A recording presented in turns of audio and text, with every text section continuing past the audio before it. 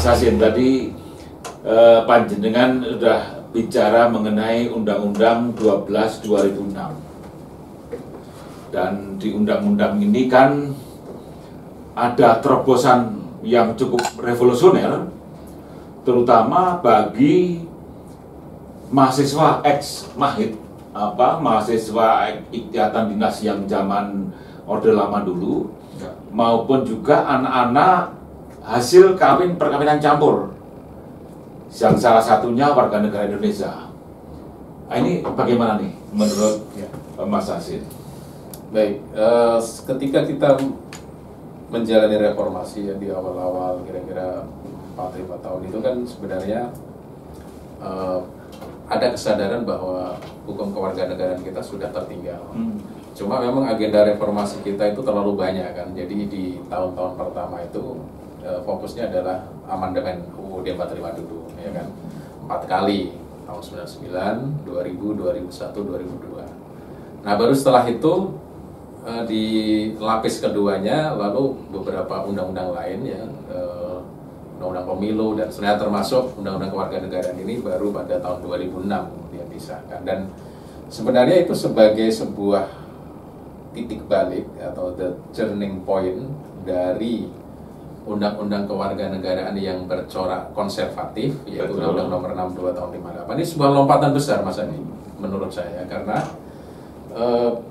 di dalam Undang-Undang 12 2006 itu hukum kewarganegaraan itu sudah menghapus aspek-aspek yang berkaitan dengan isu-isu primordialisme, ras, ya, gender.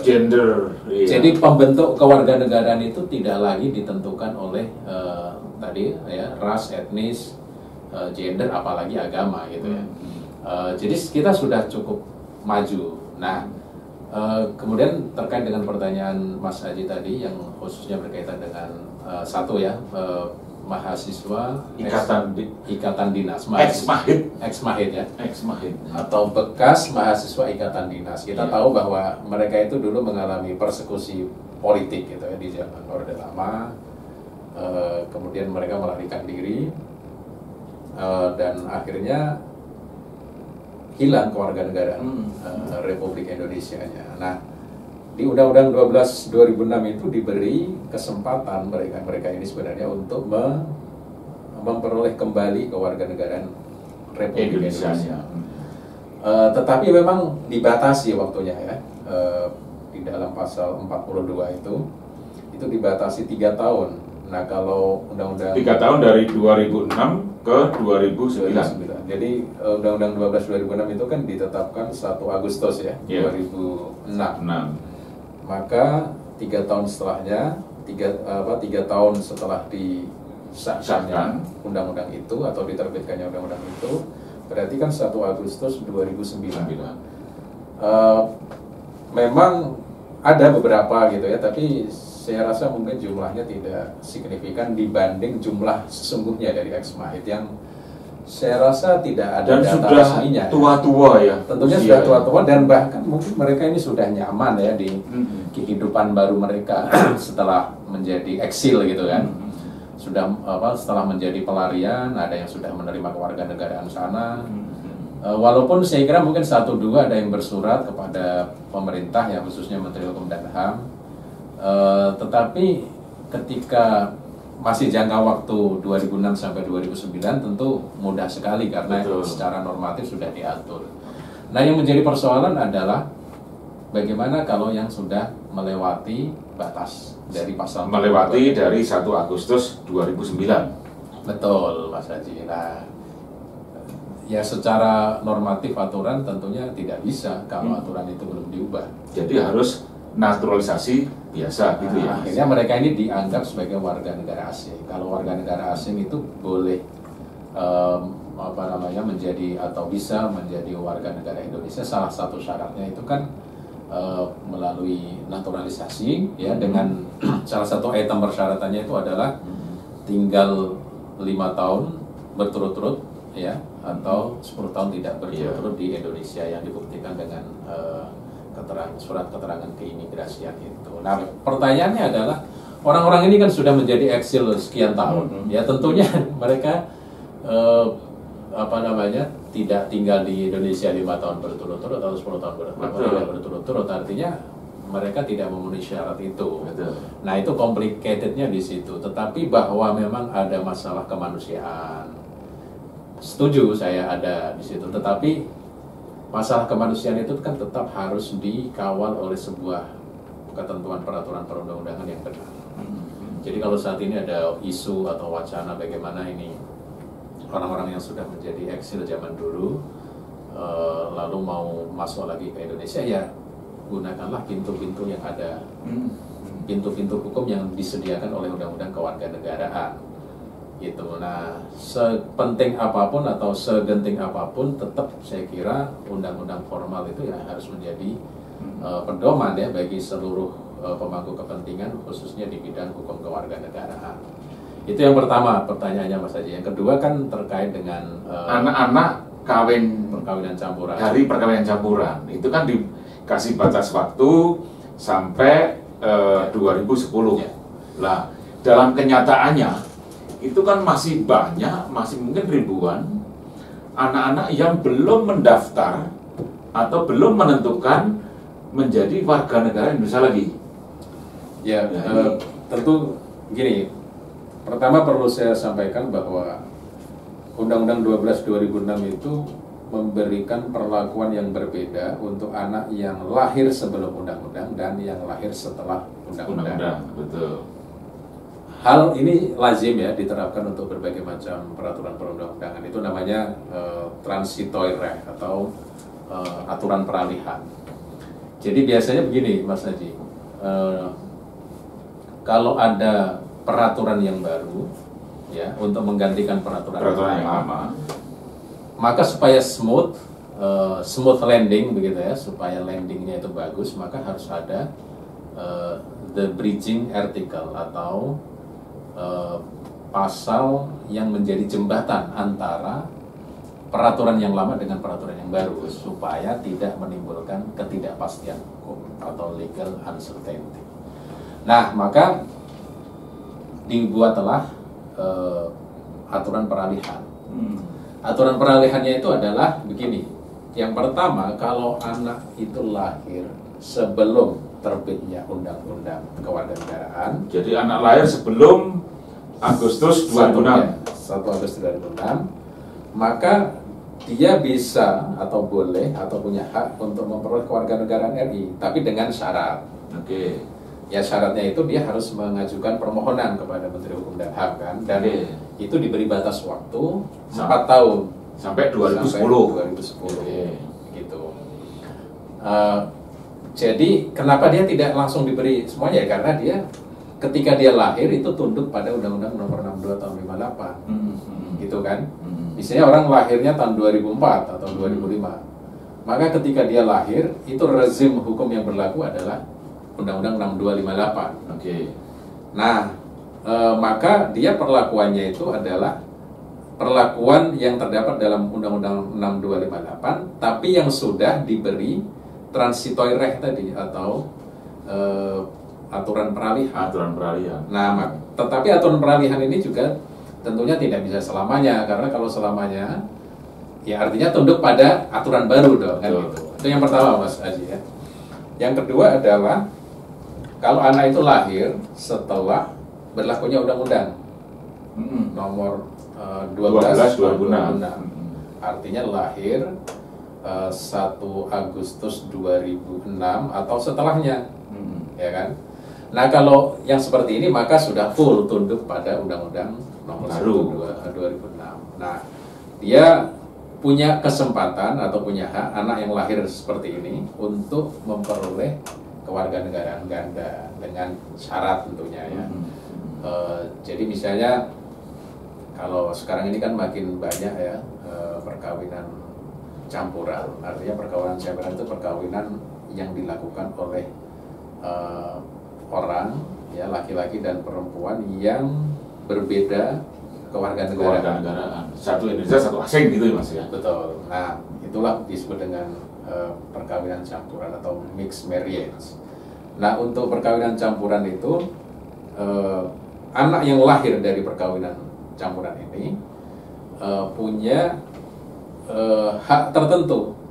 Hak tertentunya itu adalah limited dual citizenship atau dui kewarganegaraan atau Ganda terbatas. tapi terbatas. Terbatasnya itu adalah sampai dengan usia 18 tahun atau sudah kawin. Jadi kita masih menganut pada prinsipnya kita ini single citizenship, kewarganegaraan tunggal. Kewarganegaraan ganda itu hanya terbatas bagi anak saja. Ya, kalau dia sudah tidak anak lagi, artinya sudah dewasa, ya maka tidak punya lagi hak untuk memperoleh kewarganegaraan ganda. Nah, karena itu batasannya adalah 18 tahun, dia harus memilih.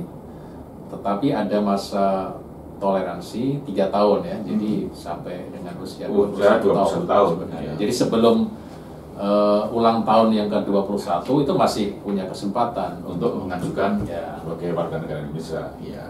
Menarik Mas, karena fenomena perkawinan campuran ini kan cukup cukup banyak ya. Dan ya kita sadar lah mungkin umur 21 tahun itu kan masih usia sekolah. Ya. Jadi yang tinggal di luar negeri itu kan masih mungkin menikmati fasilitas pendidikan, fasilitas kesehatan dan lain-lain gitu loh. Oleh karena itu masih banyak yang belum menentukan anak-anak ini ya, anak-anak ini masih banyak yang belum menentukan sebagai warga negara Indonesia. Dan ini cukup banyak. Ini kan fenomena tersendiri. Iya. Memang begini, kalau kita lihat ini ya, fenomena modern ini kan saya kira bahwa dunia ini sudah semakin tanpa batas. Betul.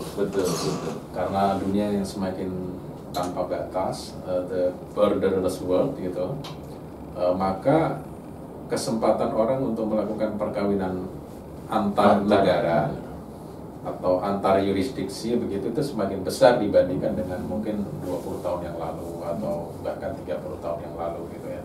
Sekarang orang ya seiring dengan perkembangan dunia transportasi yang lebih mudah dan tuntutannya kan lama-kelamaan ya Mas ya, itu kan akan tuntutannya pengen dibubarkan negara kan seumur hidup. Ini bagaimana menghadapi fenomena ini? Ya, beberapa negara memang kemudian merespon apa yang Mas Haji tanyakan tadi itu dengan cukup progresif ya. Tetapi ada yang berhati-hati atau malah ada yang konservatif. Jadi sebenarnya ini fenomena yang kemudian membutuhkan respon dari negara. Nah, ada kalau dikelompokkan itu rezim besarnya gitu ya, itu ya 2 rezim saja kita punya. Meskipun ada yang ketiga gitu, tapi secara umum ya ada yang konservatif, ada yang progresif hukum kewarganegaraan sebuah negara itu. Nah, ambil saja kita misalnya yang progresif dulu ya. Beberapa negara, terutama Amerika Serikat, ya, Kanada, Australia gitu, itu cenderung bersifat progresif dalam membangun hukum kewarganegaraan. Maka ketika muncul fenomena perkawinan seseorang antar yurisdiksi atau perkawinan campuran itu, mereka lebih rileks dan dikaitkan dengan kepentingan nasionalnya, tapi terutama kepentingan bisnis yang ada di dalamnya itu ya, kepentingan ekonomi. Jadi misalnya ya kalau di Amerika Serikat itu ya mereka sudah mengenal cukup lama dual citizenship, kewarganegaraan ganda tanpa batas ya, atau kita sebut saja unlimited dual citizenship gitu ya. Jadi dui kewarganegaraan dan tanpa batas. Kenapa ini mereka pilih ya? Pertama kita bisa paham itu kenapa, karena Amerika ini kan masyarakatnya nenek moyangnya dulu kan imigran dari Eropa gitu ya. Jadi mereka ini lebih mudah menerima keanekaragaman, lebih mudah menerima orang lain dengan memfokuskan diri pada aspek-aspek positifnya. Nah, maka itu tercermin dari hukum kewarganegaraan yang dibangun di Amerika. Mereka tidak alergi dengan orang lain, malah justru itu menjadi kekuatan bagi Amerika. Nah, salah satunya dibangun melalui hukum kewarganegaraannya itu. Kita bisa melihat contoh ya, saya kira banyak sekali misalnya ekspatriat yang ada di wilayah Silicon Valley itu yang menjadi berkantornya IT, ya dunia teknologi ya. yang semua raksasa-raksasa itu adanya di sana. Nah itu sebenarnya kalau kita lihat mereka ini kewarganegaraannya banyak yang dari berbagai macam tempat di penjuru dunia ini. Nah malah mereka banyak yang sudah memperoleh kewarganegaraan negara asalnya sekaligus memperoleh kewarganegaraan Amerika Serikat. Nah jadi negara-negara ini melihat bahwa dewi kewarganegaraan itu alih-alih menjadi sesuatu yang mengancam buat hukum kewarganegaraannya, tetapi malah menjadi peluang begitu. Jadi dia tidak melihat threat, tapi sebagai sebuah opportunity. Nah itu yang saya lihat ya Mas Adi untuk negara-negara semacam Amerika. Ya. Nah tapi di rezim yang lain itu melihat bahwa dianggap sebagai ancaman kalau misalnya sebuah negara itu melegalkan, mengintroduce dalam sistem hukumnya kewarganegaraan ganda tanpa batas. Memang banyak alasan saya kira ya untuk reaktif terhadap itu, terutama bagi negara-negara yang katakanlah negara berkembang gitu ya, atau negara terbelakang. Saya kira ada kecenderungan hukum kewarganegaraannya itu konservatif negara-negara seperti ini. Kenapa? Karena mereka ini tidak melihat itu sebagai sebuah hal yang positif. Kenapa tidak melihat hal yang positif? Karena ya biasanya negara-negara yang terbelakang atau paling banter negara berkembang gitu, mereka masih disibukkan untuk menyejahterakan warganya, masih berkutat pada aspek-aspek tantangan dari luar dan seterusnya. Dan juga mungkin juga perlu dikaji juga aspek-aspek hukum lainnya gitu ya, Mas. Betul. Ya, seperti kayak bagaimana aspek hukum pajaknya, bagaimana Jadi, hukum agrarianya, betul. Ya, kaitannya ini adalah ketika misalnya diperkenalkan di dalam sebuah negara itu hukum kewarganegaraannya itu mengenal dewi kewarganegaraan tanpa batas, maka harus diikuti dengan kebijakan-kebijakan yang lain. Kita tahu ya, ketika orang menjadi warga negara, maka dia kan sekaligus menyandang hak dan kewajiban. Memang lebih banyak haknya gitu, tapi kan ada kewajiban juga bagi orang yang menyandang status sebagai warga negara. Salah satunya yang paling tidak diperhitungkan itu adalah soal pajak. Jadi apa yang disebut dengan double taxation atau penerapan atau pemberlakuan pajak ganda gitu ya.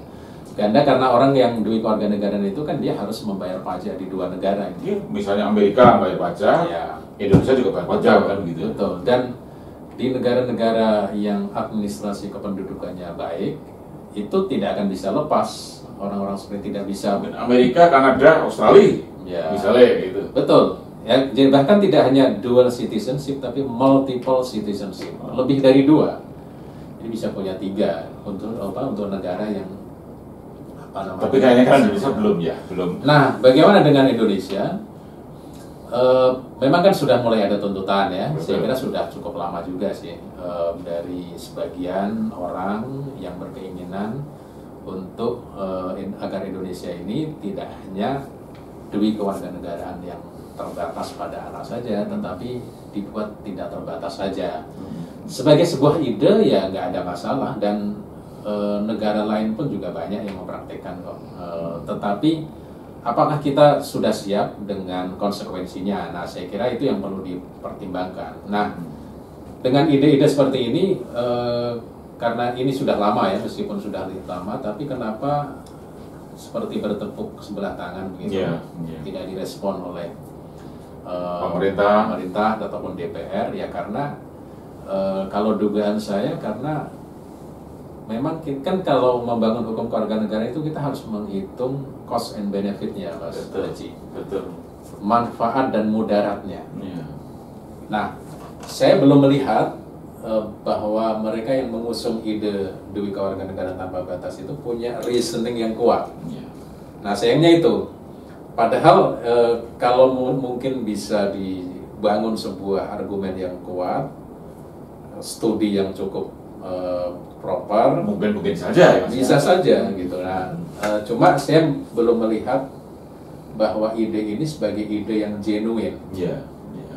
Saya melihat ini baru ide segelintir orang dan tidak cukup meyakinkan. Karena itu kenapa meskipun ini sudah disuarakan cukup lama, seingat saya itu sejak zamannya Pak SBY ya, Pak SBY, Presiden, itu betul. sudah muncul ide-ide seperti ini, tapi ya menjadi bertepuk sebelah tangan karena tidak dilandasi sebuah studi yang cukup. Iya. Iya. Nah, tapi kalau misalnya kaitannya dengan insentif di bidang keimigrasian gitu ya, memang contohnya tidak harus selalu diterapkan Dewi Kewarganegaraan. Nah, kita misalnya bisa melihat contoh-contoh negara lain ini, Mas Haji. Contohnya India. India itu sebenarnya tidak mengenal Dewi Kewarganegaraan, tetapi kan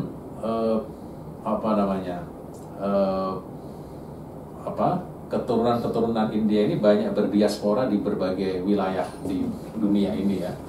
Di antaranya itu adalah di negara-negara Pasifik, misalnya seperti Fiji, mungkin Vanuatu atau daerah-daerah situlah ya, pokoknya yang ada di Pasifik itu.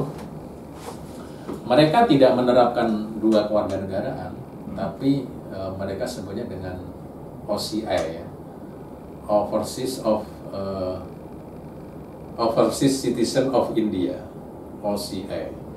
Nah, tidak menerapkan dua kewarganegaraan, tapi mereka diberi insentif di bidang keimigrasian. Jadi mereka lebih mudah keluar masuk ke India. Nah, dengan harapan apa? Remitansinya itu kembali ke India, dan India cukup sukses dengan cara seperti itu. Iya. Nah, menurut saya begini, teman-teman yang mempropos supaya Dewi Kewarganegaraan itu diterapkan di Indonesia tanpa batas, perlu juga mempertimbangkan bahwa jangan hanya melulu tuntutannya itu saja, gitu. Artinya mungkin itu tuntutan yang perlu ekstrim. argumentasi yang kuat dan dasar-dasar yang kuat juga. Betul. Kalaupun tidak se-ekstrim itu tuntutannya, misalnya ya ada semacam relaksasi di bidang hukum keimigrasiannya, atau bagaimana remitansi, kalau buat negara ya, remitansi itu bisa kembali ke negara, dan artinya sama-sama diuntungkan. Kan ini sebenarnya bagaimana cara kita memanfaatkan resources baik dari sisi masyarakat maupun buat negaranya itu sendiri gitu. Nah, kalau sekarang ini kan pada pihak-pihak yang mengusulkan supaya diterapkan Dewi Kewarganegaraan tanpa batas itu, pada satu sisi mereka juga kurang memiliki basis argumen yang kuat, tapi pada sisi yang lain dia negara lalu menutup diri gitu kan dengan ide-ide seperti itu. Nah, menurut saya didiskusikan saja secara terbuka, nggak ada masalah. Atau kalau nanti misalnya sampai pada titik tertentu dan kemudian direspon secara politik ya, mungkin oleh Presiden dan DPR, ya bisa menggelinding gitu ide-ide seperti itu. Meskipun seperti yang Mas Haji bilang tadi, nanti akan banyak hal yang juga terkait ya, hukum pajak, keamanannya gimana, ya, agrarianya gimana. Hukum agraria kita mengenal asas kebangsaan misalnya, kemudian hukum perkawinan. Betul. Ingat di dalam hukum perkawinan kita itu kan laki-laki dan perempuan. Iya. Nah, di negara lain mixed marriage, perkawinan sejenis itu ada yang dilegalkan. Kalau misalnya kita mengenal Dewi Kewarganegaraan, yang orang-orang seperti ini lalu menjadi warga negara Indonesia itu seperti apa? Nah, itu kan harus diantisipasi juga. Jadi ketika kita mau menerapkan Dewi Kewarganegaraan tanpa batas, itu dampaknya tidak hanya sektor hukum kewarganegaraan juga saja. Harus banyak aspek yang dikaji dulu gitu. Betul. Karena ini nanti berkaitan dengan sektor-sektor hukum yang lain yang juga harus diperhitungkan. Teman-teman, ini diskusi dengan Mas Ahsin Tohari, dosen Fakultas Hukum Universitas Pembangunan Nasional Veteran Jakarta, cukup menarik karena beliau memang doktor dan ahli mengenai masalah kewarganegaraan. Mungkin kapan-kapan kita bincang lagi yang lebih greget lagi dengan topik-topik yang aktual nih Mas Hasim. Karena masalah kewarganegaraan kita kan selalu dinamis. Gitu.